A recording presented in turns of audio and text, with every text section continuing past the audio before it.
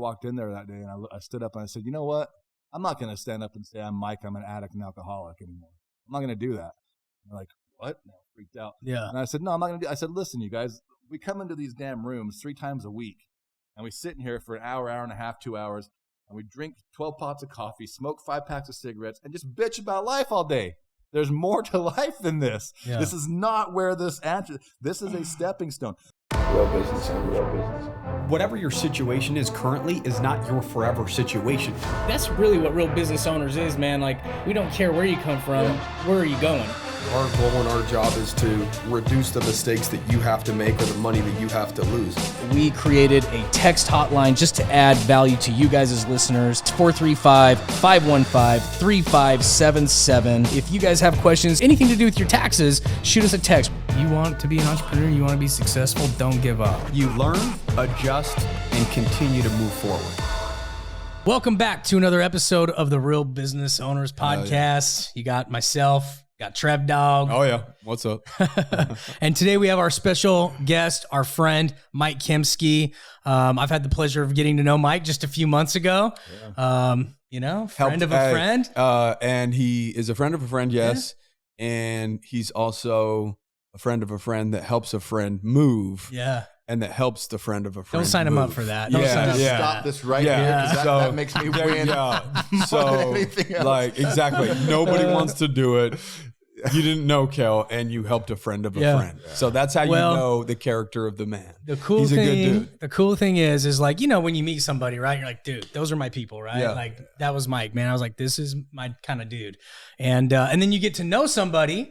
And then John's told me a lot. And then I got to know you through that night and conversations we had. Like, dude, he's done some amazing things. His community, the Power Life Academy, Power Life Principles on Facebook group. I'm a member of that.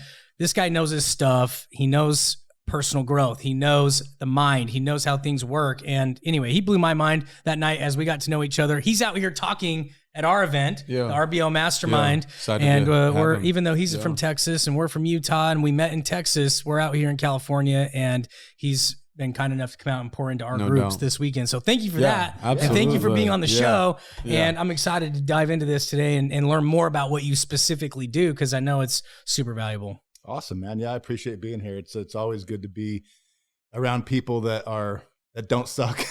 Yeah. It seems like there's more of those type of people out in the world these days. There's a few, yeah. Yeah. It's a growing group. And you know what's crazy is I grew up in Utah. Yeah. Yeah. Oh, yeah, that's right. I was born in California. I grew up in Utah, in Layton, like Salt Lake, north? Layton. Yeah, up north. Okay. Yeah. And then you had the harsh winters up there then. Yeah. Yeah. We didn't have the You a big luxury of St. snowboarder? George. When you Yeah, were I growing did, up? man. I Yeah, or snowboarded all the skier or time. what? I snowboarded until one time I went off a jump and I crashed, and we didn't wear helmets back then. I just smashed my head, man, and slid down the whole mountain, not knowing what's happening. I'm like, I gotta lay off this shit for a minute. Plus, I hate the cold. So that's what I can deal with. It's beautiful up there during the spring and the fall, but I couldn't deal. I lived up there for one winter. Yep, and it was a cold one. It's cold. I tucked tail and went home back to the desert. It was a lot of fun. I skateboarded and stuff when I was a kid too, but snowboarding was all right. Yeah. So you were obviously a wild child. If you skateboarded, you snowboarded, you were busting your head open. Usually there's a theme with like successful people, there's a little wild child in them. Did that happen, all growing up? Were you a wild child, or was it just, did you go through a small little phase? No, it still hasn't stopped. Yeah. Okay. Okay. Yeah, man. I've kind of always been an outlaw type of person, a rebel type of person. Okay. And I mean, I had to do that to survive, I think, a lot of ways, and make my way through life because of how my life was, because it wasn't great. But yeah, I've always had that streak in me to just kind of screw the rules and do what I want to do. What wasn't great? What were some of the adversity that you faced? Oh God, growing up. All right, so we're opening Pandora's box right now. Yeah. No, it's a lot of people go through this kind of stuff. Yeah. But just an alcoholic dad. My parents were miserable. Yeah. My dad didn't want to get married, didn't want a family, and he was an alcoholic. My mom was a drug addict, and not a lot of love. I mean, no love, no support, no money. Just growing up poor. My parents had to steal food. You believe going through that set you up for something great in terms of being able to deal with adversity and other situations, maybe self-imposed adversity that you Absolutely. Yeah. That's really the centerpiece of my dramatic story, Yeah. which I'll probably tell tomorrow. Actually, I never know what I'm going to say, but yeah, it led to me putting a loaded 357 Magnum in my mouth and pulling the trigger. That's where I was at. I started doing drugs and drinking when I was like 12 years old. Wow. To get away from the pain, because I remember the first time I drank, and I was like, "What is this magic shit?" Because all my inhibitions went away. It didn't taste disgusting Oh, to you at that age. It was gross. Oh yeah, Okay. it was I gross. couldn't. I tried it at 13. Yeah. I watched my cousin just slurp it down, No. dude, like it was a fucking 7-Up. Yeah, You know? it's. I went like this and did a little sip, and I gave it to him. I was like, I can't. I never acquired a taste for alcohol, but Yeah. it did what I needed. It was to more do. where you were going. I knew what was going to rather- happen. Yeah. When I drank it, my inhibitions went away, my courage went up. I mean, I didn't feel like a piece of shit for the first time in my life, because growing up, can I swear on this? Yeah, of course. Because my whole life, that's all I heard. You're a piece of shit. You're a loser. You're a fuck up. You're worthless. You're stupid. Yeah. You're ugly. You're blah. But never amount to. That's all I heard from my dad my whole life. And so I remember drinking at 12, and I'm like, oh my God, I don't feel like that. So I thought it was like some magic. Obviously, Ocean. all of as an adult now, you looking back, everything that he said, you could tell that's exactly how he felt about himself. Oh, absolutely. Yeah. You know, he was calling you these things, but that was like literally him doing it to himself. But it's just easier to say that to somebody else than Yeah, he hated himself. I mean, you know, because his life wasn't great either, and he had a really shitty dad and all that kind of stuff too. So kind of just, you know, I broke the cycle, which is awesome. Yeah. It just kept going. So my whole life growing up, that's what I heard. And he was miserable, and his brother, he watched his brother die in Vietnam, and this is like just a testament to kind of like why, because my dad, I don't think anybody's inherently a bad person. Yeah. You know, people don't know, they don't have the tools or resources to kind of figure it out. Some people can find it on their own, kind of like I did in the trenches of life. They just never did, never had a desire to. But my dad's brother died in Vietnam, and he watched him. And they were helicopter pilots, and they went up, and they didn't have all the fancy shit we have now, and they crashed into each other. Oh, my dad wow. watched this happen, and when he got home, his parents said, "It should have been you." Oh my gosh. I mean, what does that do to a person? Right Yeah. there, you know? Yeah. And so, he had a pretty rough life growing up, and then he got my mom pregnant. And back then, it's like, you know, you have to marry them, and you have to like be this person. He didn't want to. He didn't want anything to do with the family. He resented his family his whole life, which, you know, and that tied him down. So there was some resentment maybe towards the whole situation. A lot of resentment. He blamed all of his misery on his family and everything else. So of course that trickled down to his kids. Yeah. And he was, you know, a little violent, abusive, and so was there a situation at any point where you just straight cut him off? Do you have still a relationship with him, or what was you know, when did you start kind of removing that and making that a part of your past and kind of creating your own life, your own identity outside of these labels that he was placing upon you? So when I was 3 months before my 17th birthday, I checked myself into rehab.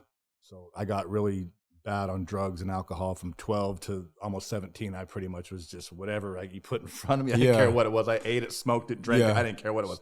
Luckily for me, like meth and all that stuff wasn't real prevalent then at that point in time, because I'm old. So all those designers.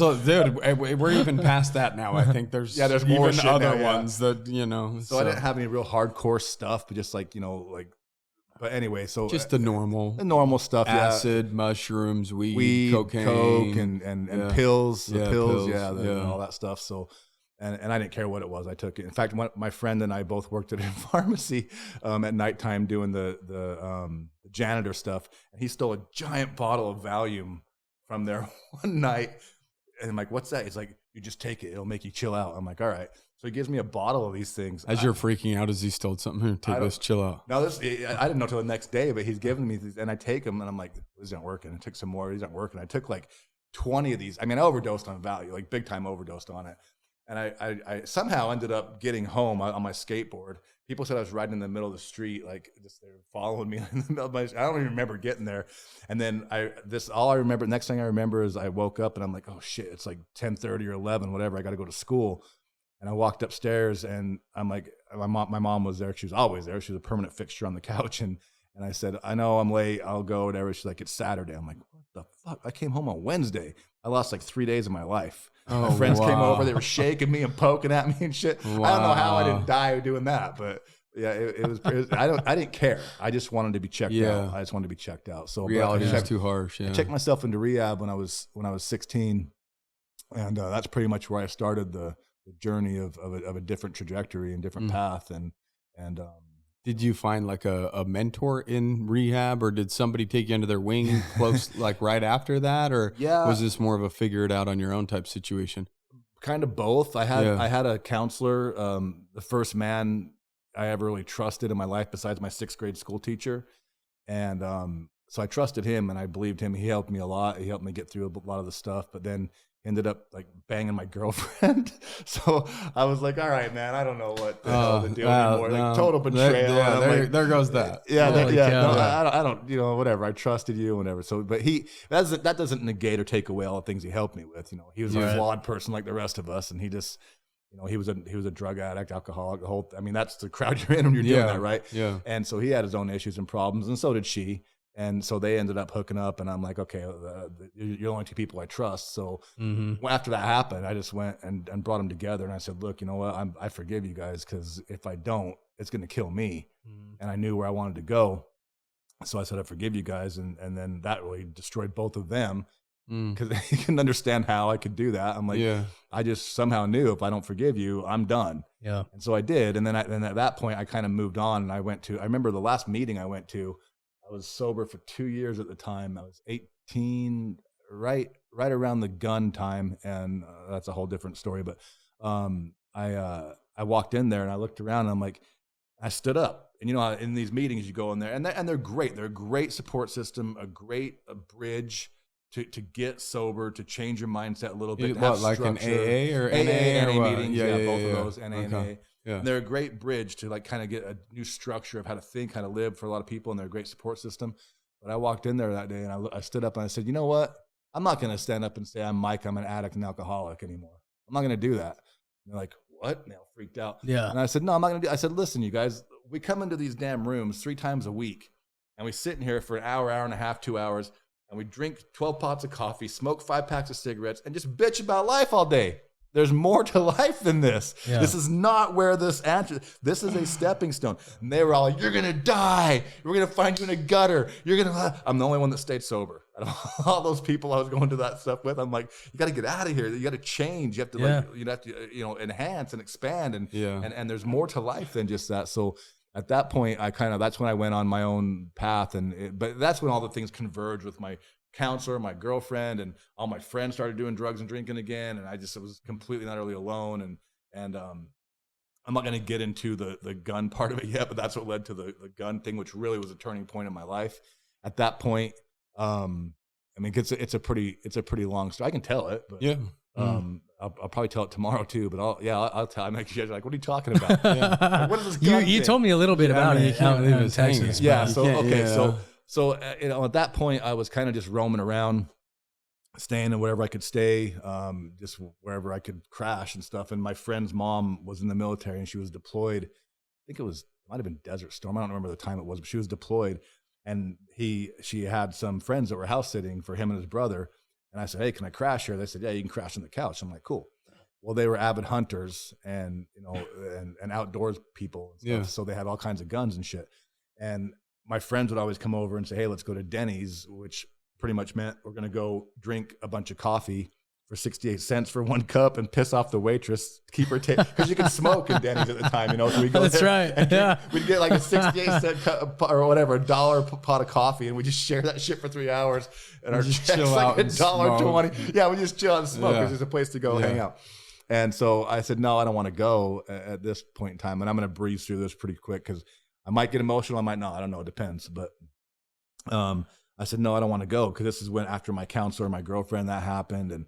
And just everything was just going to shit. And I didn't know what was happening. And I did all their stuff. I followed all their rules. I did all the steps. I did all the things. Yeah, I quit. And I'm doing all this stuff. Yeah, and I didn't see my life improving. I was just like, I still feel shitty. I still feel miserable. I'm still like angry, and I'm still afraid, and I still believe all the shit that I was told my whole life. Like, I'm a piece of shit, I'm a loser. That's still looping in my head. There was nothing to help that. And so I had all this pain, but I didn't have the drugs and alcohol to numb it anymore. Yeah. And I knew the drugs and alcohol wouldn't work anymore. So I'm like, well, what the hell do I do? So I'm sitting there in this massive confusion, and my friends come over. I'm like, no, just go. And I went up to the master bedroom and just sat on the bed, and I just started crying, and I put my face in my hands and my elbows on my knees and just went, in a slouch position on the edge of this bed, just crying. And I'm like thinking, oh, I don't know what to do. I don't know what to do. Who am I going to call? My fucking parents? I don't have any support. Like my counselor, my girlfriend, my friends are all, back doing drugs and shit. I don't know what to do. So I felt like completely alone, completely isolated. And a lot of this is my mindset at the time and how I thought about myself and what I was told my whole life, about being shitty and all that. And I look under the bed and there's a 357 Magnum because these guys had guns everywhere. Yeah. And I just reached under the bed and grabbed it. And I'm like thinking, if this is life, I want my money back. Mm-hmm. This is bullshit. I'm not happy.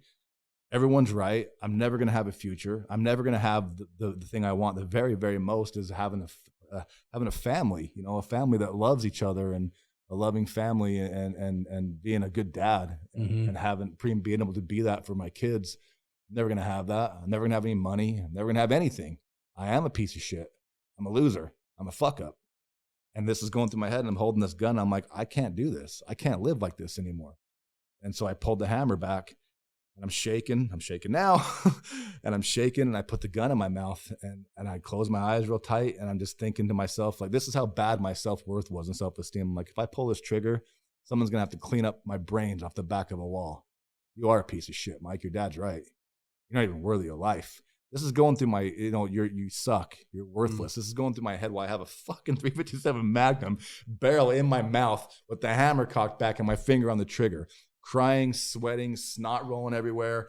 And I'm just terrified. And I opened my eyes. I looked at the door and I'm just like begging, like, please, somebody come in here. I don't care if it's a strung out crackhead just coming in. Hey, you got some crack? I don't care. Anybody come in here and just tell me it'll be okay. Because I don't believe that it will be. And I don't know what to do. I don't know what to do. I don't know who to call. I'm utterly alone. There's just this vortex of shit and confusion, and I don't know what the hell's happening. And I'm thinking, this world's better without you anyway. Like, what do? You're just always, even your dad said you're not even worthy of breathing other people's air. I'm like, fuck. So I have this, and I'm thinking there, and I'm like, you're not even going to pull it. You can't do this. You can't even do that right because you suck so bad. This is ridiculous. I'm thinking about it. It's sad, actually. It's really sad that someone is in that state. And I'm squeezing the trigger really lightly, really gently, really lightly, really gently. I'm like, am I going to do this? I don't know. I'm just a shit storm of stuff going on. My whole body is just in like hyper overdrive of shock and everything. And I pull the trigger and the hammer drops. I open my eyes. I pull the gun out. I'm like, am I dead? I don't know what being dead's like. I've never been dead before. I don't know if I'm dead. What the fuck is this? And so I feel my head. I'm like, what the hell's going on? Everything's intact. And I'm like, shit. And I look at it and I look at the gun and I'm like, what the hell's going on here? And I pull it, and the primer on the bullet was defective. So it didn't ignite the gunpowder and the bullet didn't fire. So I threw the gun and I scurried away from it as fast as I could, terrified, hit my head on the wall. And I'm like, oh, now my head hurts. This is kind of funny.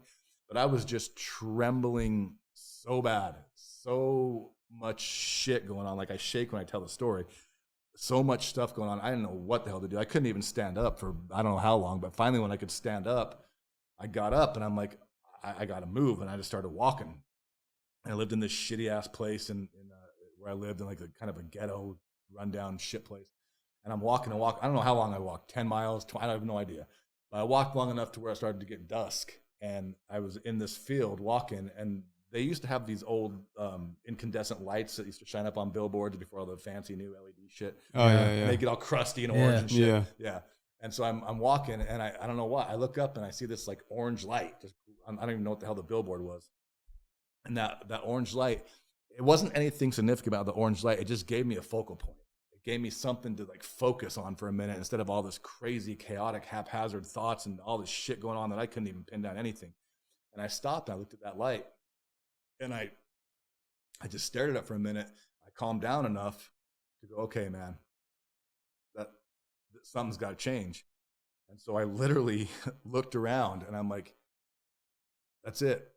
And I said, everything you want in life is out there. Mike, you've seen it. You've seen people that have love. You've seen people that are happy. You've seen people have money. You've seen people have joy, and you've seen people have success and achievement, significance, and all these things, and toys and fun and whatever. All this, it's all out there. It's all out there. Maybe you got a raw deal. Maybe you didn't, but it's all out there, and you're living on borrowed time. So I took a physical step to the side, and I looked over, and I said, you just killed the guy that pulled that trigger and gave birth to this man. Who is he? I'm the same dickhead I was 5 seconds ago. Nothing's changed except for I made a decision to go out in this world and figure out how this works, our minds work, our hearts work, our bodies. How the fuck do we work? How do you change this stuff? What's the core, fundamental, principle-based things that make us work as human beings? And I literally went through and just poked sticks at shit, lifted up rocks, and how does all this work? And I was my own human guinea pig. I didn't know there were people like me, people like us that help people, and I had no idea at that point in time. So I just started like testing stuff. And I mean, and one of the first things I remember, the first things that really got me, like, I thought I was a wizard.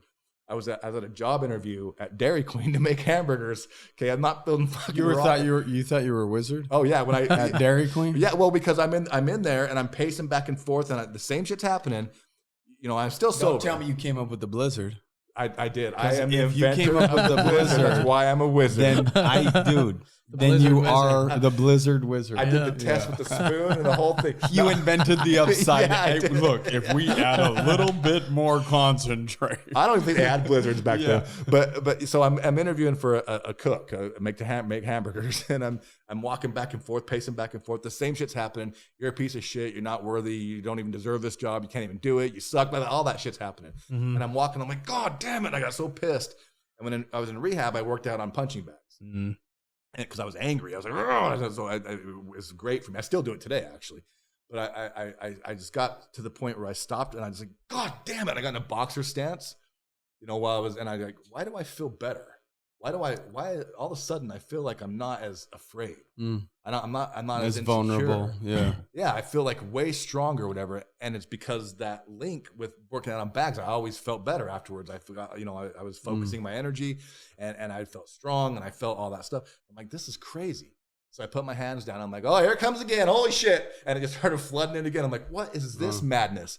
So I ended up getting the job. And then I went home. I'm like, okay, I have got, and this is when I'm like poking through life, trying to figure out how we work. And there's a name for this. And I loved it when I discovered later in life, like, oh my God, I'm not crazy. This shit has names. People actually know this stuff. and so, but it gives it such validity because the way I learned it was like literally through the trenches of life. Yeah. It wasn't like I read it from a book and like, I'm going to try that. No, I just like was doing it. Like I stumbled upon it. Yeah. And so I go home. I'm like, all right, do this. So I'm like, can I really change how I feel with my body? So I'm like, okay, look in the mirror.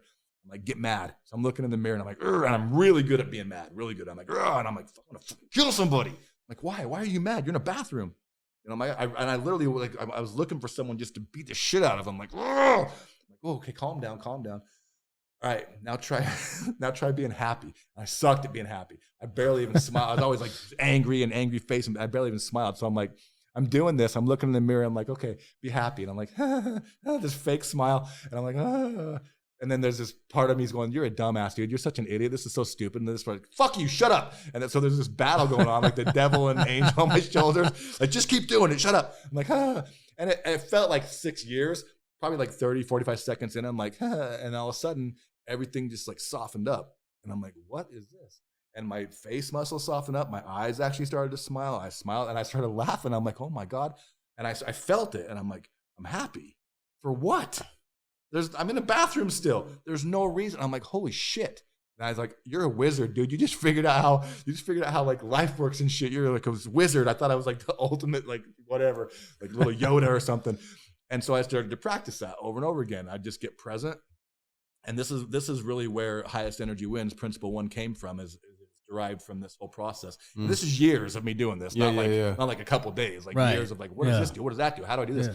And I started to link, and it's called kinesthesiology, I think is the word for it now, or whatever. It's got some title, but and so I started doing that. I'm like, okay, so if I get scared or whatever, I plant my feet, I get my posture right. I'm like, okay, I feel more confident. Wow, this is crazy. So I've figured that there's a link to our mind and to our energy that we can't see, and our body, our energy that we actually can feel and touch, which makes it so much easier to do something. Because like when you're just thinking about stuff, like if you're quitting smoking, it's easy. You can crumple them up and throw them away. There's something there. But when you're changing how you think, it's invisible. What do you do? Like, how do you kick that shit out of there? There's nothing to do. But so when you can link it to your body, I was like, oh my God, this is so much better and so much easier. And so I started to just play with this, man, and like learn it and whatever and all this stuff. And it was great. And it worked. It didn't work forever. It worked for a certain amount of time. And that's when the other principles started to develop. But that whole process of me doing that really let me become self-empowered at the very, very, very lowest and first level. And it's so simple. It's so basic. That's why people kind of like don't think about it, because it's hidden in plain sight. It's got to be way more difficult to change. Stretch your shit out. You feel different instantly. Like you go to the gym a lot, when you work out, you're like, and you push a certain way, you're like, wow. Yeah. You feel that. You feel the emotional thing and the biochemical reactions in your mind and your body and all this shit happening in your cellular structure. You can feel it. Yeah. And if you train yourself to do this enough, you pretty much become able to instantly command confidence or whatever it is that you need. If you reference to what other parts of times in your life when you felt that, like that's what that feels like. Boom, boom, boom, and you can get it like really fast. Yeah. It helps you go through life without getting your ass handed to you all the time. Right. And you feel better. You feel better about yourself, and you become more attractive to people. Yeah. Because there's that strength, and everybody's drawn to that. Like, I don't know what it is about. You're confident. I'm like, I am. Okay, I don't know. You don't know. You don't know yourself. Like rock stars are from up there a third party jamming up there, and they're not thinking I'm a badass. They're like, fuck, did I leave my iron on? Did I feed my fucking dog today? They're probably like, do I look fucking cool right now? Yeah. They're like self-conscious too. Yeah, exactly. Just like anybody. But everyone else is like, raw, you're God. Yeah, exactly. But people see them, but you don't see yourself that way, right? So, but you feel it. And that's the first step. That's the first part of it. And that's what kind of gave birth to the rest of these things unfolding as I just kind of developed them over years. What's crazy is how self-aware you really were, like, because so many people aren't, right? Like I had to have my ex-wife cheat on me. It felt like freaking punch in the stomach, and it felt like shit. And then she had to drag me into therapy, and I was resistant and all this shit for someone to tell me I was angry. I didn't fucking know. I was completely unaware. But you're like, holy shit. Like, you're like, using yourself, like you said, as a guinea pig to actually like kind of figure out all of your principles to really come up with this idea of like, holy shit, like I can actually choose happiness. I could choose anger. Holy shit. Like I can't control everything in my world, but I can control my attitude and what I think and how I respond and how I react, and my attitude and my emotions. Like I really can't control all that shit. And I had to go to like years and years of like therapy and learn it from somebody else. And you're over there like creating your own recipe. Yeah. And that's pretty freaking badass. It was, and I'll tell you, it wasn't easy. Yeah. It wasn't easy. Yeah. But it usually always stems from a very low point. Like where it's so low and it's so painful that you're willing to try anything but live another day the way that you've been living. I don't recommend anyone do it the way I did. So, but for whatever reason, like that is the pattern. Yeah, like human beings, if they ride the middle, they don't evaluate self enough to even make a change because it's not bad enough, right? And so it's like we have to get to this weird, just shitty point. And I think everybody in life's going to hit a shitty point. It doesn't fucking matter who you are. I don't think anybody's shielded from that. The question is what do you do when you're at the shitty point? Are you going to put the lab coat on and start trying new shit, even if it seems weird to that version of yourself? Yeah. Well, that version of yourself, it doesn't matter what the fuck they think because they haven't got it done. You're done. What I mean? Yeah, you're on borrowed time. Like you can that version of you can call it weird, but that version of you's not getting it done. So go do weird shit. Yeah. So that you can figure yourself the fuck out. You know what I mean? It's such a cool thing when because I've been doing this for 30 plus years. So at times I forget a lot of it because I'm just like, I take it for granted because it's just such a common, I don't think about it, right? Your daily. It's just how I am. It's normal. Yeah, it's my normal. You're not having to force it like you did initially to create that person. And there's this, and I did it for a year straight. And I would never recommend anybody do it the way I did it because chances are it's not going to work, especially the gun thing. Nobody do that. Don't fucking do that. Don't try this at home. Don't try that at home. It's the stupidest shit you ever. I am a lucky son of a bitch, but the whole thing, and for a year straight, I literally went. This is why I became so self-aware. I started to analyze that connection. I'm like, well, what else is there? And then there's these words, right? Words, all these things like you're shitty, you're fucked up, blah, blah, blah. And that's what created the whole duality idea of me, like the contrast and duality. Well, I'm shitty. So what is not shitty? Great. Well, fuck. I mean, that shitty actually helps me identify what's not shitty, so I can go, thanks, shitty. I'm going to focus on great, right? And then highest energy wins, and the whole thing starts to expand. Right. But for a year, I went over every single word that went through my head, every chance I got. Like, I'm hungry. Stop. What's I'm? It's a conjunction. For what? I am. What is I? Mike. What's Mike? Man. My name. And I just went down each. Okay, what's am? It's a thing pointing to me. I don't know. And I went and each one of these things, like every word, I just like attacked it as deep as I possibly could go. And I noticed the sensations in my body where I was feeling something. What would tense up? What would loosen up? What would light up? What would constrict or contract with these words? And I'm like, words are just capsules of data, and we ascribe meaning to them as we need to, and we get that obviously from people in our lives. Like, you know, like if you walk in every day and you have a dog and you're like, fuck, oh my god, fuck, fuck, fuck, and your dog's like, yay, but if you walk in and fuck, and they know that that's associated with that energy, that word, it's just a word, it doesn't mean shit, it's just a way to get data out. But that dogs are a great litmus test for this. I did that for a year. It was exhausting. And I couldn't do it now. I mean, especially like with well, now my kids are all grown up. I'm a grandpa, but the kids and families, you can't do that shit. I was just by myself and had the time to do it. But it made me super aware of like little tiny changes in like how, where I'd feel some tension in my forehead or like literally like my butt muscle or my calf or whatever. I could feel everything happening. Yeah. I'm like, okay, this is what this feels like. What is the meaning I'm ascribing to that? And what perspective is making that happen? Boom, principle 3 is born. And that whole thing just kind of unfolded from all this stuff. But it takes, and this is the beauty of it though, as you see this play out in yourself and other people throughout the decades, actually, you look at nature and it's really a self-correcting system. We don't have to do shit, but just survive and live. Because if you go too far on either end of the spectrum, too far in the darkness or too far in the light, you're like, oh, the light.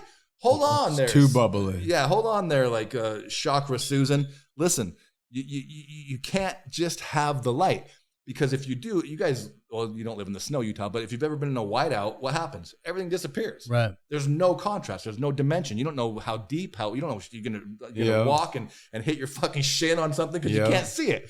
And so if it's too light, then it starts to cause pain in the sense of you lose your connection to humanity. Right. Because you're actually like almost like expanding so much, there's no substance left to anymore, because you need that darkness, you need that contrast in the spectrum. And so that pain will make you come back to where you have more connection to humanity. If you go too far on the dark side, same thing. It's just like a crushing, crippling pain.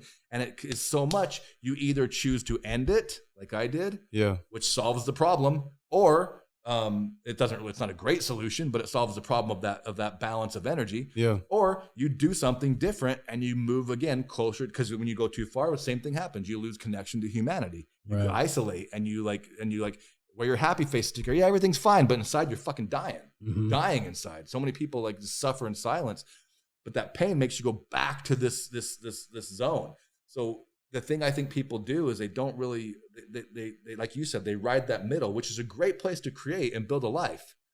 But to expand and to know yourself, you've got to it's another principle. It's a successive progression. So you're always going to ride this wave. Everything's energy. It's just a wave. But the trajectory is what matters.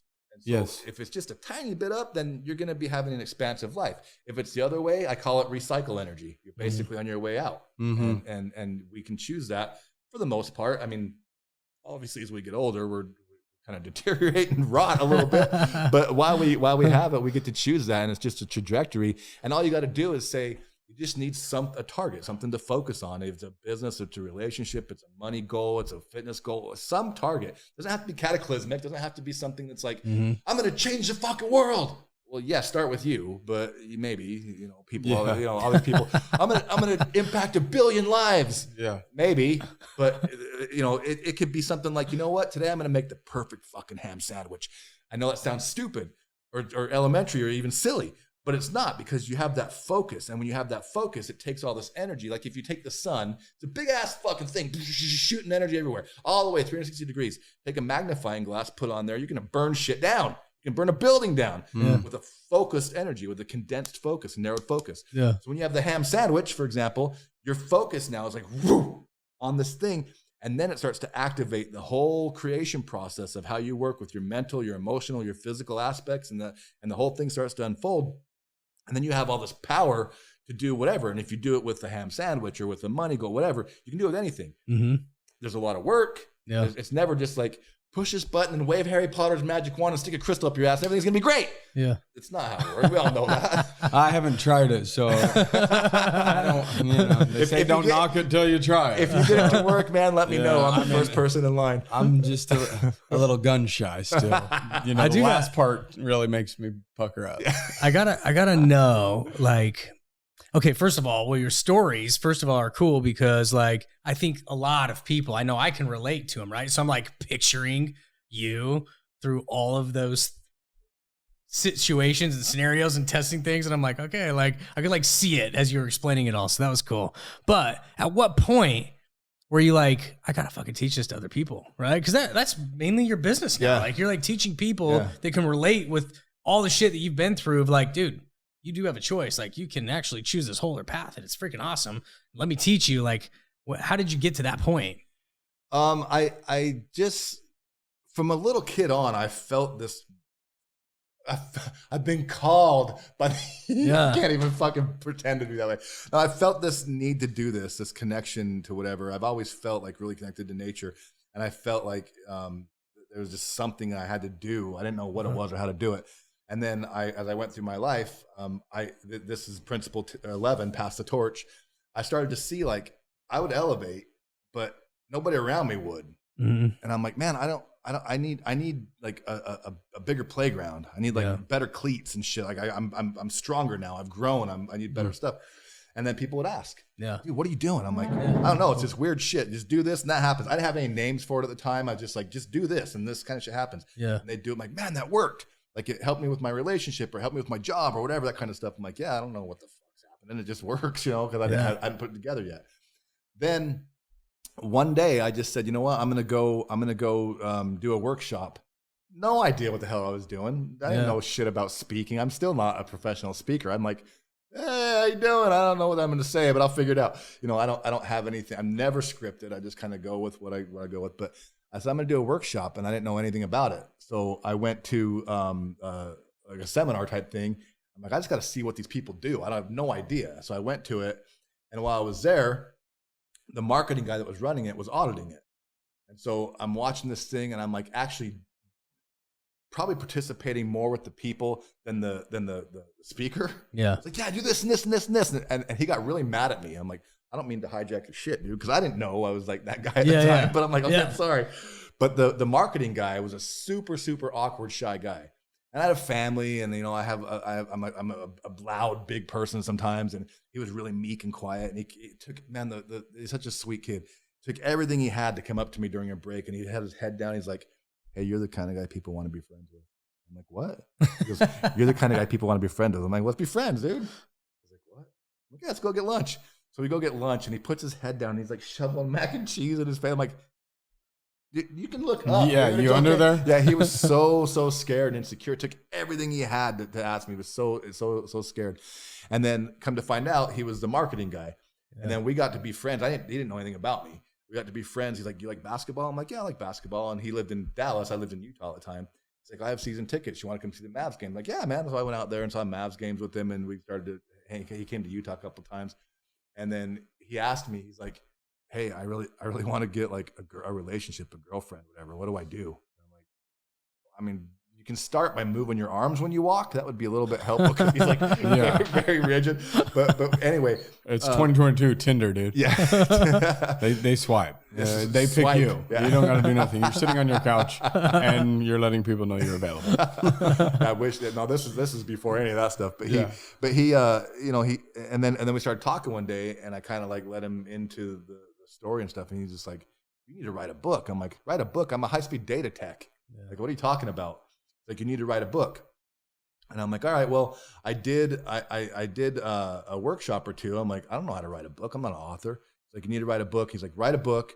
We'll market it. We'll do all that stuff for you, because he had a marketing team, right? And I'm like, okay, whatever. So I locked myself in my room for a few weeks, wrote my book, and I'm like, all right, cool. And then he just helped me do it. And then and I still didn't know. I'm like, I'm just a high-speed data tech. I'm not like a Yoda guy. Yeah. What is this shit? I still don't feel like that. Yeah. But we launched it, and it went our first month. I don't know what revenue. We did something like 29 grand or something our first month with just like the book, like a little $47 product. That's so great. It was good. Yeah. And I'm like, what the hell? Because to me, I'm like, holy shit, dude. I'm used to getting like an hourly wage. That's a lot of money. Like, how you do this? I'm like, that's kind of cool, but I don't even care. Then the feedback started coming in. Yeah. And it literally went global, like in 60 something countries in the first 90 days before social media, because it's real. Because it's just like, it's not some guy like, listen to me regurgitate the shit that I read. Look at me, I'm a guru. I want to be invisible. I don't even want to be known. I don't want the spotlight. I hate it. I was like, just do this shit and go live your life and like leave me alone. I never liked that. I never wanted that. So when that happened, I'm like, oh, I guess I'm doing this. So I never really kind of like decided to do it. It kind of came together, you know? And then I got invited to go on tour with Victor Hansen and Jim Rohn before he died, and Harv Eker and a few other people. There's like a big world tour they were doing. Yeah. And my friend's like, yeah, man, they know your stuff. They want you to come on tour. So I'm like, oh, they're coming to Dallas. I'll go check it out. And I went to it, and it's so funny, man. I went to it and I watched, I think it was Victor Hansen speaking at the time. And I walked in and I'm like, and he's just like, oh, me, oh. And I'm like, dude, this is fucking gross. I want nothing to do with this. He's like, what? And I'm like, nope. He's like, dude, this is millions of dollars. I'm like, I don't give a shit. I don't care. It's gross to me.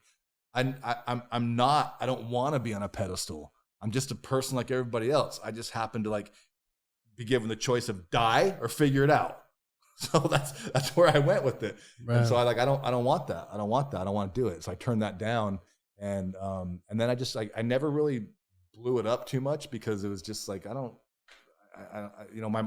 my marketing team, they actually like went to do other stuff. They tried to sell me. Yeah. I'm like, what are you, pimps? I'm not for sale. Pretty much. And so, they're pimping you out. Yeah. And so I'm like, all right, whatever. And then I had to, they left, and I had to figure out marketing, and then I started hating it because it's not what I do. Right. The marketing, the sales, the structure, the business stuff, not what I do. It's not what I think. But I had to do that to keep the business going. So I started to get jaded to it. And then the whole thing with like, and then I started to learn the self-help world. I'm like, what the fuck are these people doing? And The Secret came out. And I'm like, no. And people are like talking to me like, Mike, my whole life fell apart and blah, blah, blah. I'm like, what are you doing? Well, I'm putting out intention and I'm attracting. I'm like, what are you doing? That's what I'm doing. I'm like, the fuck are you, what are you talking about? And I'm like, that's not how this works. Like there's, and so I started to see it just kind of unravel.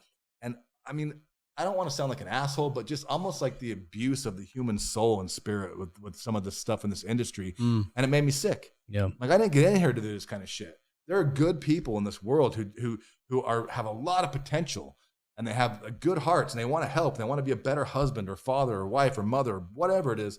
And they just need some support. They don't need someone giving them some magic fucking pill or whatever. They need someone standing over above their weight going, you got this. I'm here. I'm going to spot your ass. I'm not touching that shit because you're strong enough to do it. Here's how. Yeah. Here's an awareness, first of all, of the power that you are, not that you have. Here's how to access it. Here's how to amplify it. Here's how you do that. And if you do this, which it's very simple stuff. It's not easy, but it's simple. Like a push-up's very simple. It's not easy. People haven't done one, right? But I'm like, if you do this, this will happen. And it's guaranteed. I've never, ever, ever seen it in 30 years not work. It's not because I'm a wizard or I'm smart. I didn't even create or invent this shit. This is just the principles of nature of how we work. So I never wanted to be that guy. I always wanted to be that guy. So it's always been kind of never really blown up. And I've had people come in and say, this needs to blow up. And I'm like, yeah, we got to be careful though, because I watch the self-help industry just wreck people, wreck them, wreck their lives because they're teaching them. Like here's a good example. Yoda, there is no try. There's only do or do not. There is no try. Right. People are like, yeah, man, fuck yeah, high achiever, blah, blah, blah. I'm like, no, that's not right. Yoda's a fucking idiot. He's a little green puppet. It's not right. What do you mean? You either did it or you didn't. Ugh. I'm like, okay, take off your fucking bear pelt for a minute, calm down, and listen. How the fuck do you think you do anything? You try. You walk up to the plate, someone throws a ball, you swing, you try to hit it. Yeah, but you didn't. Right, but you tried to. So if you keep doing that over and over again, you're going to get muscle memory. You're going to get like a better stance. You're going to adjust and understand how your muscles are working. Your hand-eye coordination is going to get better. Each time you try, you get closer to doing. And then there's the other quote: if at first you don't succeed, try again. Well, which one is it, you fuckers? Like, you're confusing the hell out of everybody. Yeah. And these people and they just take these little quotes and they this is the way it is. But it's not. It's all out of context and it's incomplete because a lot of these people either don't know, or they're bamboozling people, or they're just fucking lazy. Right. And they don't want to be like, they want to be the parent to say, do as I say, not as I do. They don't want to be the example. So I'm just like, this is gross to me. I don't want to be a huge part of it. And then I started to fight it a little bit. And I'm like, this is exhausting. I don't want to do that either. But the whole thing is there's just a lot of good people out there and that this industry, which I'm doing now. I'm like, I'm ready. I raised my family. Cause that's another thing too. I raised a family. I'm a grandpa now. I got 2 adult children. And I'm like, yeah, it's time. It's time for me to like step into this arena a little bigger, because I don't have to. I won't take away from my kids and my family. So, but there's just so much of this stuff in this self-help world that sounds neat, and it sounds like sometimes I'm like, fuck, if that's real, sign me up, man. Yeah. Where can I just like burn some sage and like scratch myself with a fucking magic piece of white oak, and all of a sudden money's raining out of the sky? Where's this shit at? I'll try. Manifest a new I'll let you know. Like I said, I'm open to it. Yeah. Even manifesting. All these words are bastardized. Manifesting. It's like people like, yeah, it's magic. Manifesting literally means, if you look it up, to make aware to the senses, especially sight. So manifesting is nothing more than awareness, and awareness is one of the Power Life principles. Yeah. And if you look at it like, again, like something I teach in some like my courses is like about the formula of how to make this work. How do you expand your awareness, and how to expand that awareness creates more opportunity. But everything that we need, everything that we possibly could ever have, is already fucking here. There's nothing delivered. There's no universe delivering all this shit. It's all here. It's all here in the raw materials. This microphone used to be part of the earth somewhere. This table used to be a tree. Right. All the shit's here, and we get the gift of being like fucking with it and figuring out, manipulating it. How do I turn this sand into the see-through glass? Like all this, it's all here. Right. And it's only through living life actively that you're able to like figure out, if you put Mentos in Diet Coke, it makes a propulsion system. You know what I mean? Somebody had to fuck with it. I'm trying. Like, and just these people that like figure out ayahuasca, whatever. How the fuck? How? There's like 18 different ingredients from different. How the fuck? Who figured this out? How many people died on the way to figure out this is the exact proportion? And why were they doing it? Because they're whatever. But the whole point is that like the manifest is just a bastardized word that takes this very basic concept that's also very powerful, but it makes it so people. It sprinkles so much pixie dust and glitter on it that people think that something is supposed to happen without them doing shit. It doesn't work that way. And I tell people this all the time. There's all these tools, meditation, release technique, all these personal development, spiritual tools and stuff. And they're great. They augment you, but tools are worthless without you. Like a tool is only as powerful and effective as a person using it. Right. If you take a person who is like can't even pick up an axe and a person who can, the same axe, it seems like it's a better tool, but it's not. I'll give a good example. I couldn't put a barbecue together, so I had a homie do it with the exact same tools. Mm-hmm. Exactly. Ain't shit changed, except for the man. Yep. I've never sat in an office a little too long. I've never seen a wrench put a barbecue together by itself. Nah. It's always the person, right? So people give so much credence to these tools. Like meditation is a big one. It's just like people like, yeah. And I understand the benefit of it. Mm-hmm. I don't personally meditate, but I understand the benefit of it. I understand what it does for people. I understand how it helps people. I understand the value of it. Yeah. But don't give the tool the credence because you're the power making the tool work. Yeah. Mm. And I always say that you're the power. You're the power. It's not out there. It's not this shit. It's not that tool. It's not this thing. It's not some magic hack or some fucking whatever. It's you. Yeah. It's always you. Right. And so when you look at all this industry and this process and all these like bastardized words and all this stuff, it's just confusing. Yeah. Stop looking for the success fairy and realize that you are the success fairy. Yeah. and exactly. And then even deeper than that, like get to the point where what do you want? Like, oh, I need to make $100 million. Why? Because some fucking guy said that? Maybe you don't want that. Your number is your number and it's perfectly fine for you. Yeah. If that's 100,000, if it's 75,000 as far as income, it's great. You don't need to do it because people get so caught up in all this stuff, man. And it's just like lots of noise. Yeah. And what gets me the most in this is just, it's sad to me because there's people that are really good people that are just confused out of their wits end, and they spend all this time and energy and money, and they get some progress from it, some benefit from it. But it's just like, if we could just cut through all that shit and like literally just do this. And then at that point, like, I don't teach specifics. I'm not like, here's a 17 fucking point map on how to make $1 million. Here's the 5 steps on how to eat to lose weight. I don't teach specifics. Yeah. I talk about the thing that makes it happen. Right. Like, let's empower this. Because I mean, pretty much the basics for making money are like, add value, sell shit. Right. Lose weight, move, drink water, and eat some green shit. Like, it's all, you know, I mean, I know there's way deeper nuances and you get into the chemistry and everything, but the basics of it's pretty much the same. But it's never going to work until the person using the tool is able and capable, has the aptitude and the energy and the strength and the confidence to use a tool the right way. Right. Once they do that, they can take a saw and cut the shit out of boards all day long. Right. You know how to measure or all that put stuff. barbecues together. Or put barbecues together. Yeah, exactly. Whatever. Whatever. Yeah. How often do you, with working with people, like, how often is it that people are like, they think they know what they want, but it's not what they really want? And is that what you do, is kind of figure out, like, you know, what is it that you really want? That's the first instead thing. Of what you think you want, right? Based on all this outside bullshit, right? It's a hard one, man, because there's so much noise. And people don't know. So they think, oh, I'm supposed to be a fitness model. No, you're supposed to be healthy and feel good. And if for you that's a fitness model, then by all means do it. But not everybody's going to have that kind of like level of, and even there, it's like, you can only be that for a little while. You got to have a little bit of fat. You can't have like a 2% body fat and like live your life that way. You fucking die. But I guess maybe you could, I don't know. But the people. Seems like some of them have been around for decades. Supermodels. Oh yeah. So they're still surviving. They're doing it. Eating cotton balls. At least in the pictures, they've been around for decades. Yeah. Exactly. Who knows if they're still alive? Yeah. It's digital. They did one photo shoot, young. dude. Yeah. There was like 4,000 pictures with different bikinis and shit. Like, they're getting decades out of it. Yeah, decades. Models are going to be a thing of the past. They're just going to digitalize everything. Exactly. So yeah, people don't know, and that's it's a simple question. Mm-hmm. Really hard to answer. Like, what do you want? Right. Hard for me to answer sometimes. Me too. And so it's ever evolving. And I think that's why it's important to ask yourself that frequently. Yep.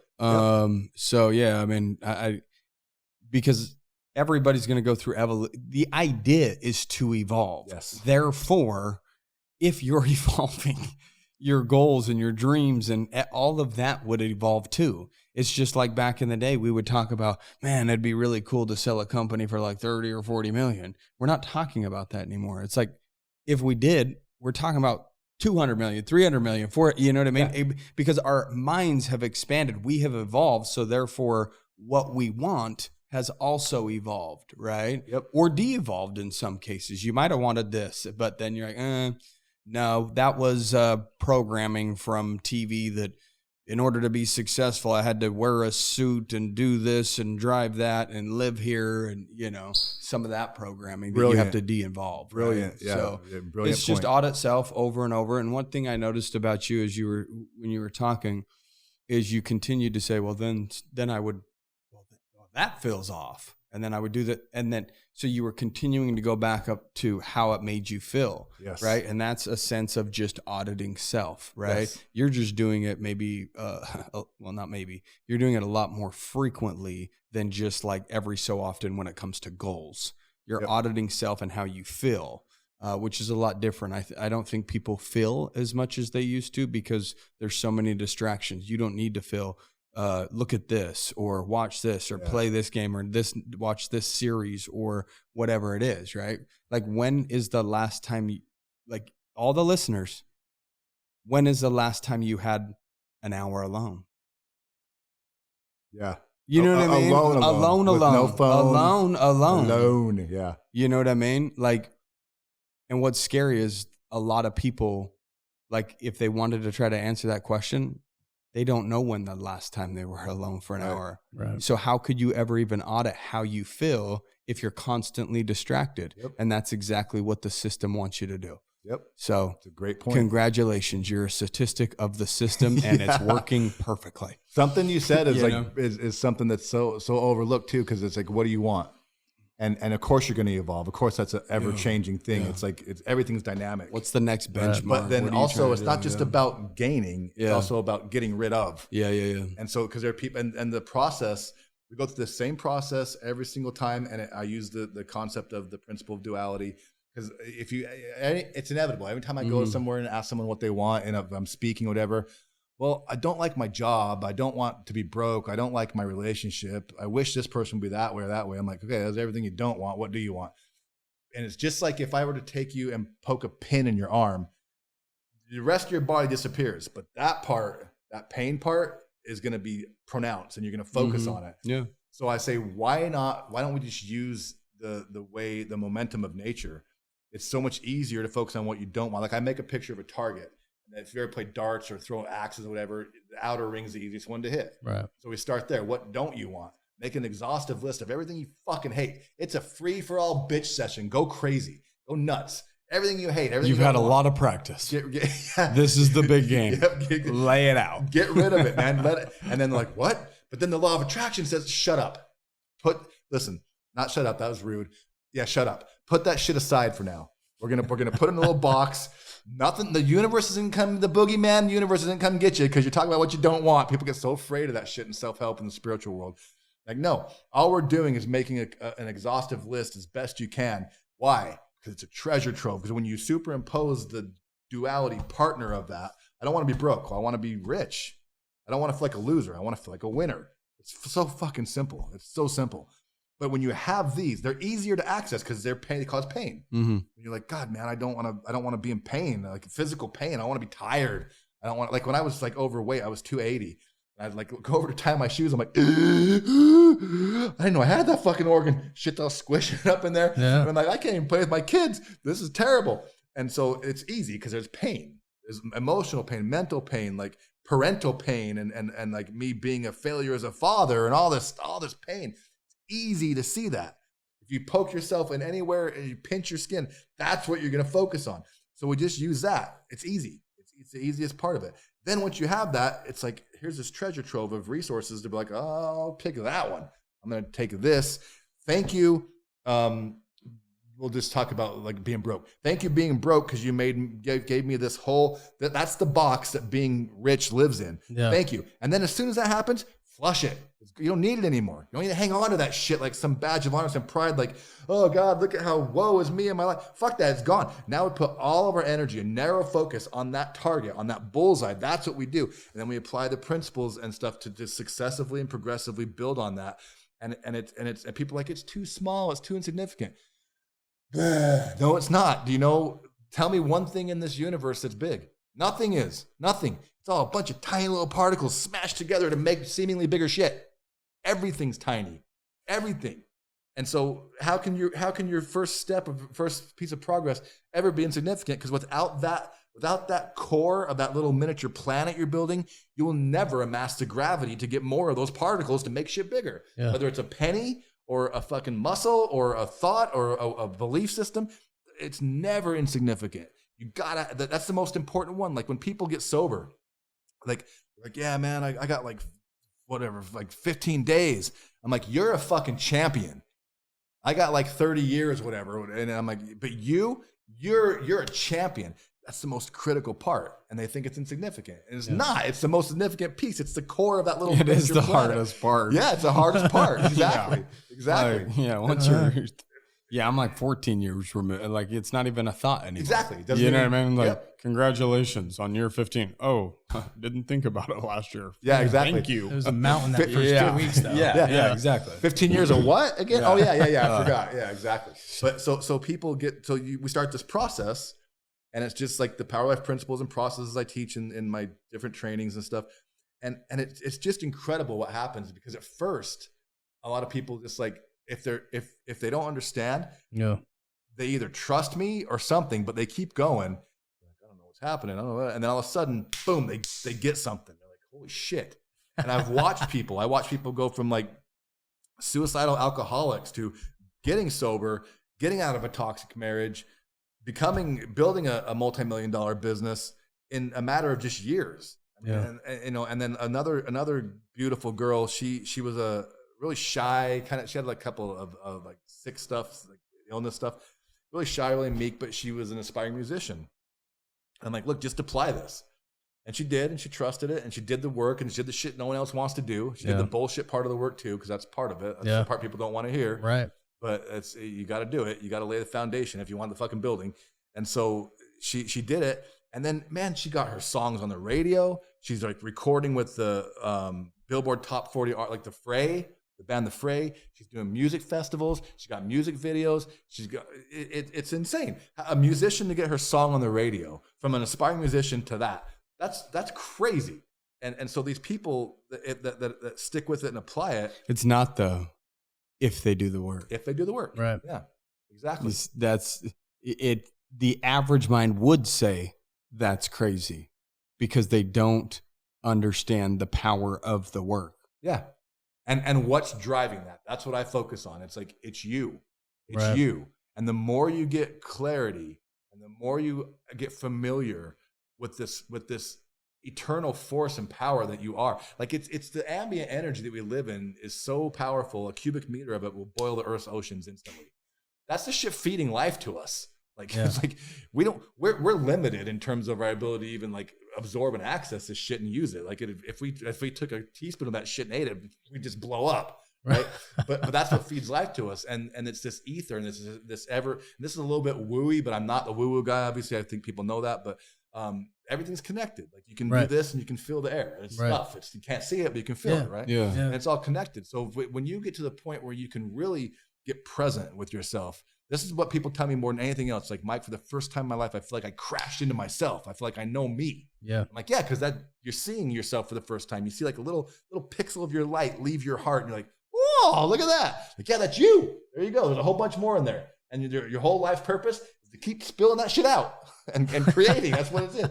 And so, but when they get to this point where they can be present with it, you have access to infinite wisdom, knowledge, inspiration, whatever. And again, the process I teach, it activates. It's not a law of attraction. It activates the attraction mechanism where you've completed the circuit of power from your mental energy system to your emotional energy to your physical energy. And when you complete, I call it the energy triad system. When you complete that circuit of power, it's like it's completed. Now this energy is flowing around this, and it kind of like powers up the generator inside, and you become attractive. And it's the weirdest thing. It's not really weird. It's actually it's predictable actually. But you'll watch people be like, this happened and this happened to me. So now I know this because I was like just in rehab, and I just got, I was getting sober and I was doing this stuff, and no one wanted. People like ran away from me when I come in the room. Like, oh fuck, here's that guy, and they run away. But this one dude's like, you know what, man, you're trying, and he's like, I paint houses. Do you want a job? I'm like, yes, please. Can I have a job? He's like, yeah, you can sweep the floors in the houses. I'm like, thank you. But he's like, there's something about you, man. It's just that little bit of attraction, that energy people are drawn to. We all know what the hell it is. We all felt it. But, they come in and they that's how success starts chasing you. Yeah. Because they're like, I don't know what it is, but I want you around because something about you feels right, or I feel better, or whatever, or even who cares what the justification is. But they come in and they offer you opportunities, and they offer you resources, and they offer you things that come with them that you would never otherwise have. Yeah. Like people who are into race cars, like, I got a race car track. Holy shit, I like to build race cars.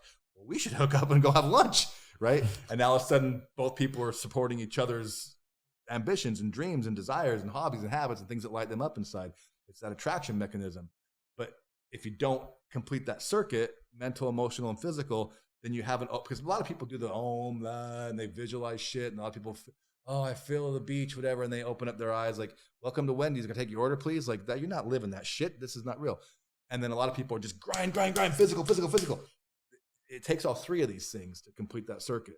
Right. And it doesn't take a shitload of it. It just takes consistency. And then this is where people are like, what's happening, Mike? And I'm like, yeah, it really can be a problem. You have too much opportunity. It's like you're bobbing and weaving and ducking and dodging shit.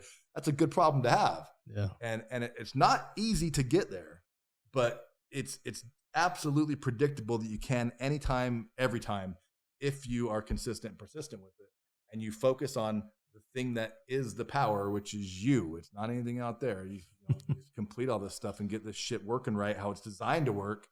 And human beings are amazing creatures when we're operating as we're designed to operate. It's like there's shit that I will not talk about unless I have like the only reason I talk about it because I have witnesses. Yeah. If I didn't have witnesses, there's no way in hell I'd say this stuff because you're fucking crazy. Like we went up to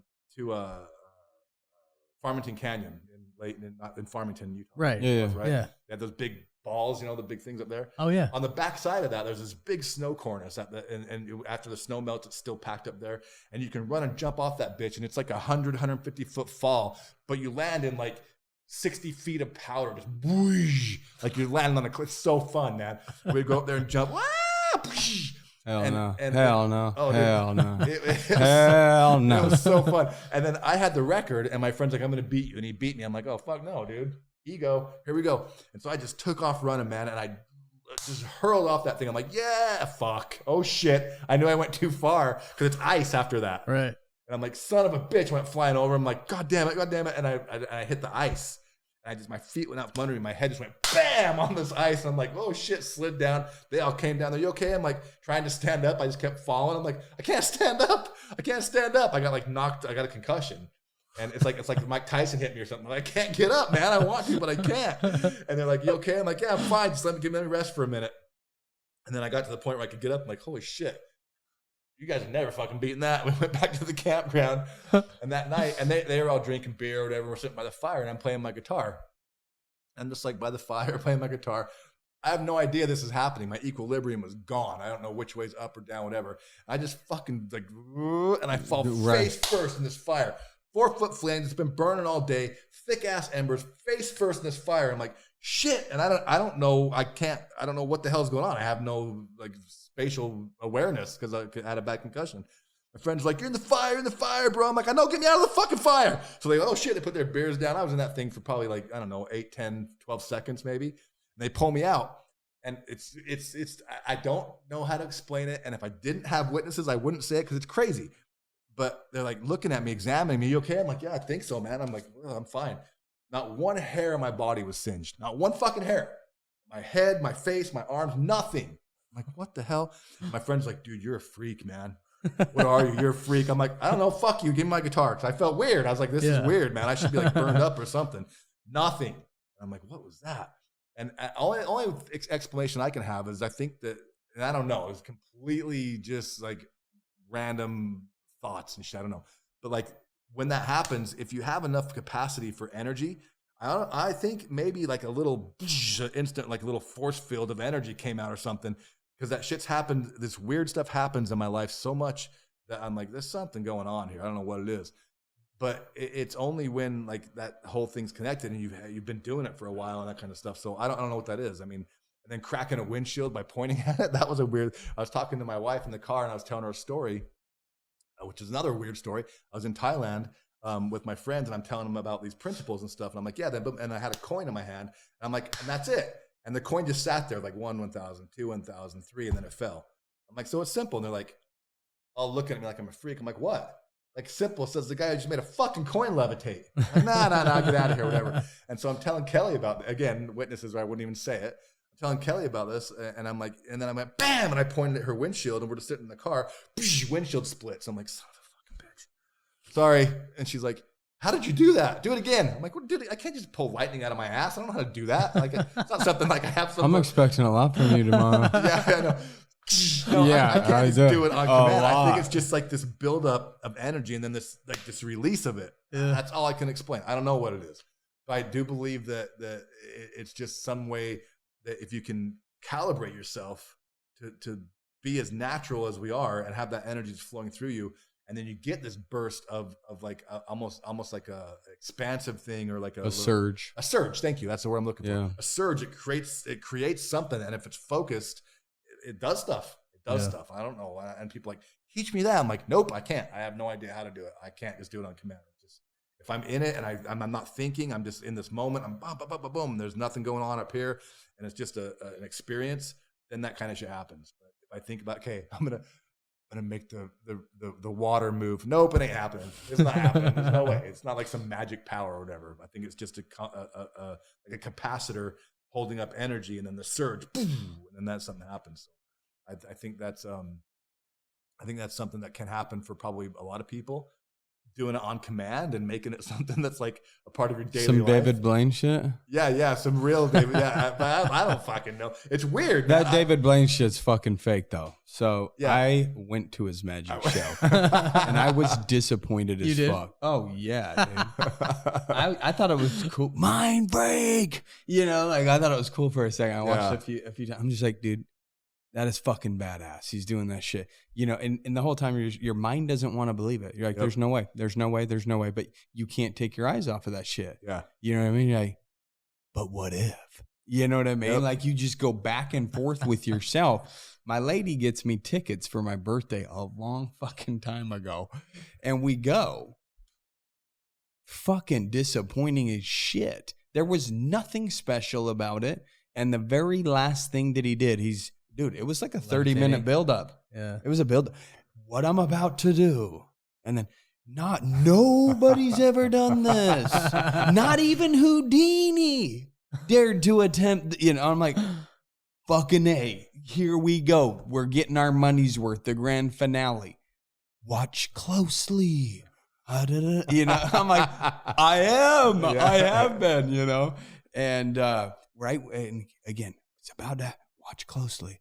All of a sudden, it was like 1,000 18-wheelers just are flashing their headlights at you. Literally, they go like that, and they flash lights right in your eyes, and you're going like this. Like, and then all of a sudden, he's like out of like these shackles. So like you're blinded. I couldn't fucking see it. Nobody told me to bring my shades, okay? I wanted to see what Houdini hasn't done.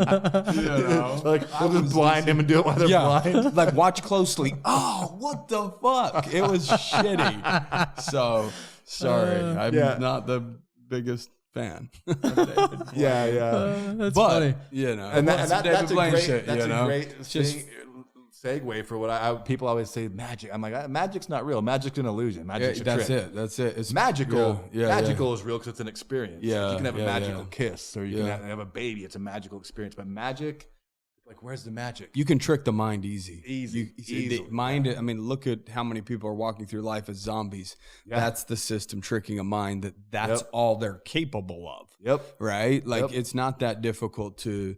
You know, I mean, hell, even as kids, we had wet dreams, dude. Nothing was going down. Why'd that stop? Sure, kind of ripped off in life. Sleep on your belly, hard mattress, bro. Works every time. Go to shitty hotels. Hotels. 0 thread count. It'll push back. Trev will teach you how to get those. He'll teach you but what I'm saying is like, dude, like your mind. Or showing up to the bus stop naked. Like, you wake up in a panic and thinking that it's real. Like, that just shows you that your mind can be tricked, you know? And that's all magic really is. Yeah, you know, it was super disappointing. I wanted to believe it. Yeah. Until I got flashed. A lot of you got blinded. Blinded. A lot of people want to believe in magic because it's easy. Yeah. Oh yeah. And people. It's true. And people. That's the thing. People. You do this long enough, you see people like they like want this. They want superpowers. They want like how to do this. That's another way to escape of reality, really, exactly. and anything. Like now you're living in a fantasy land that doesn't exist because reality sucks. And then you don't have to be accountable because it's like it's impossible anyway. You already know that. But I tell people all the time, like you have superpowers. Even just understanding. Again, it's a not bastardized word, but very common perspectives. Like what does that mean? It means you can make anything mean whatever the fuck you want it to mean. You can see anything and anything. And one of the things I teach is like a little algebra formula. And it's out of context, so it won't make too much sense, but it kind of does. It's like, how can X help and support Y? X being a resource, Y being your target. And people are like, what do you mean? I'm like, okay, so how can donuts help me lose weight? It's all about perspective. Like, what? I'm like, yeah, it's impossible. I'm like, no, it's not. Like, what do you mean? I'm like, if you train your mind to be able to make anything serve you in supporting what you want, then everything in this world will be a resource for you. Everything. Run until you have low blood sugar. Right. That donut will be great for you. The donut. No, and they go, how? I'm like, go get the thing of Krispy Kremes, open that bitch up. It's all gooey and smells delicious. And I always want a donut when I say this. And like, whatever. And go in there and grab that sucker and look at it. And it's like, ooh, goddamn, but don't eat it. Put on your fucking gym shoes and run to the furthest dumpster you can find and slam dunk that bitch in a symbolic gesture of victory and go back and do that shit 11 more times. You just use a dozen donuts to help you lose weight. There That's you stupid. go. Yeah. And I'm like, is it? Is it? Because it's just a resource and it's just a goal. It's just a perspective. Run a mile and throw the donut. Yeah. And then do it 11 more times. Exactly. You're 12 miles deep. Or put that shit down. Yeah. Do push-ups while you eat it, man. Yeah. Whatever you want to do. Anything can be a resource to help you if you know how to look at it, right? Yeah. So if you're using it for the right tool, right? Yeah. As a tool. As a tool. As we talked about. Yep, exactly. Exactly. But most of us use it like the barbecue set tools. Yeah, barbecue. And, we luckily have friends like you that teach us how to use the tools correctly. Yeah. Well, he didn't even do that for me. He just did it. So. Well, like you said, the whole duality is basically what you're teaching people of this. And I mean, I really liked when you were talking about, hey, thanks, shitty. Now I see great, right? Like that's what so many people are missing. And so I think it's amazing that you're teaching people that. 'Cause I mean, really, that is the big secret people are looking for. It's like, man, if I can be grateful for this and see this and now discover that what I really want is this, it's like game over, man. Now you have the target to put your focus on and go get what you want in life. Yep. Right. And so, I mean, dude, what an awesome episode. Oh yeah. You know what I mean? Oh, yeah. But you talked a little bit about your book. Like what's the name of it? The Power Life Principles. Power Life Principles. Just like your Facebook group. Yep. Yeah. Yeah. So how do you have like an actual Facebook and Instagram? Do you do the social media thing? Yeah, I'm in his group, dude. Okay. Yeah. Okay. So I know that there's a group, but like, are you active on social media? Is that like something that you do, Yeah. To me, you vibe with like, I'm not a social media guy. I don't do a ton. Yeah. It doesn't feel like that either in your community. Yeah. Right? And I don't just keep play it the real. game. Right. Exactly. Yeah. I'm just like, this is show what you What's see. up? What's up, guys? What can I do to serve? Right? Yep. Yeah. Yep. Pretty much just show up in that capacity. Right? So it's not like some schedule that whatever. I just what you see is what you get. So, I do have social media. That's what I primarily use to communicate with people. Cool, man. Well, guys, make sure you take time, check him out. He's obviously been a treat today. We've had some laughs. There's obviously some nuggets in there throughout some of the fun conversations that we had.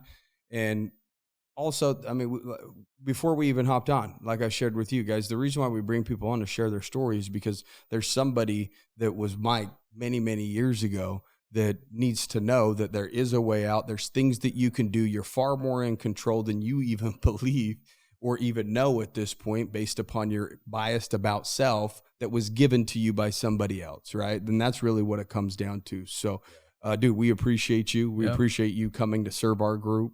And serve the people that listen to our podcast. So, guys, make sure that you share this podcast, you review the podcast. Other than that, we'll see you guys next week. Make sure you guys go find Mike, right? It's Kemski, Kemski, right? Yes. Mike Kemski. Yeah, usually all that stuff's in the show notes. All that stuff's in the show notes, all there, Yeah, so make sure you check him out, dude. He's an awesome guy. Thanks for being on He's built today, to brother. serve, no doubt. So we appreciate you, man. Thanks, guys. See you guys next week. Peace.